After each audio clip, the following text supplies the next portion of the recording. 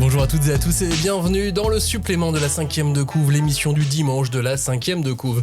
Mardi, ce qu'on a fait, c'est qu'on a parlé pendant une heure de Monsieur Inoue, de Maître Inoue, Takehiko Inoue, l'auteur de Slam Dunk. Inoue qui a reçu le Grand Prix culturel Osamu Tezuka. Inoue qui a aussi participé à un jury du prix Tezuka. Et là, il y a un manga dont on n'a pas parler encore dans cette émission. On est déjà au 5e tome et qui lui a reçu le prix Tezuka en 2021. Ce manga s'appelle Land comme pays, L-A-N-D, oui. De Kazumi Yamashita. C'est paru en France aux éditions Mangetsu et c'est un manga qui intrigue. Après, à tort ou à raison, je sais pas. C'est quoi le concept de ce manga?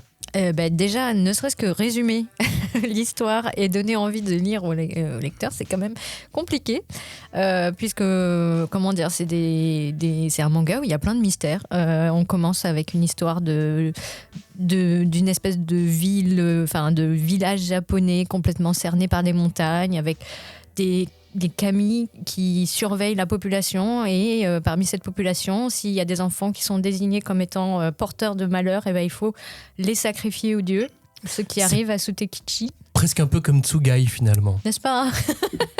Et je pense que les lecteurs de Tsugai font très rapidement le lien. Vont s'y retrouver assez vite. Et ce qu'il y a, c'est que Land, c'est beaucoup plus dilué. Il y a beaucoup de micro-incidents parce qu'on prend le temps quand même de découvrir cette société, qu'on dirait archaïque, avec des rites qui nous paraissent barbares, de sacrifices d'enfants, de processions mystérieuses. Il y a des personnes qui ne doivent pas montrer leur visage.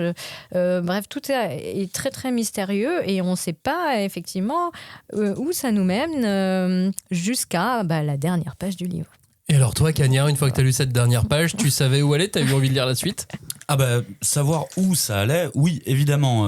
Quand tu lis cette dernière page, donc pour les auditeurs, il y a un twist, assez gros, mais ce qui est assez intéressant, c'est que dans la suite du manga, tu pourrais te dire en lisant ce twist, ok, le récit change de ton, change de sujet en fait, tout simplement, mais finalement même dans les tomes suivants, l'autrice a réussi à garder ce rythme qui est, comme tu dis, dilué, avec un petit peu un faux rythme, parce que toi tu te dis maintenant que j'ai cette info, faut qu'on avance beaucoup plus vite sur le scénar là-dessus, mais en fait elle revient encore beaucoup sur la culture, cette culture folklorique japonaise, médiéval, semi-sauvage.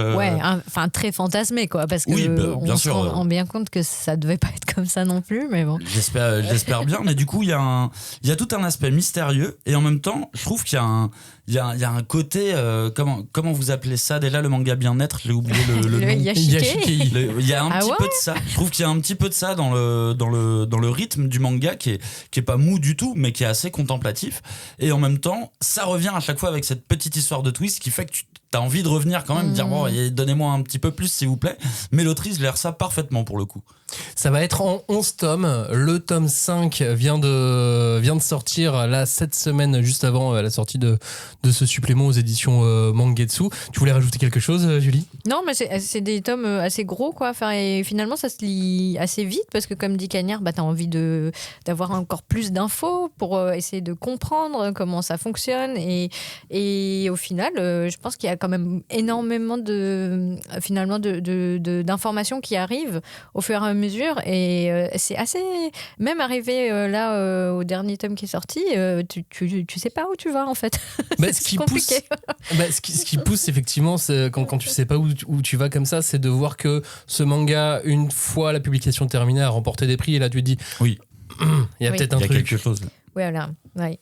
Le terme qui revient souvent là, c'est philosophique. Donc je pense que... Oui, conte philosophique à twist. Voilà. C'est une nouvelle catégorie. Land de Kazumi Yamashita, c'est disponible partout en librairie. Merci de nous avoir écoutés. On se retrouve mardi. Ciao. Salut. Salut. Salut.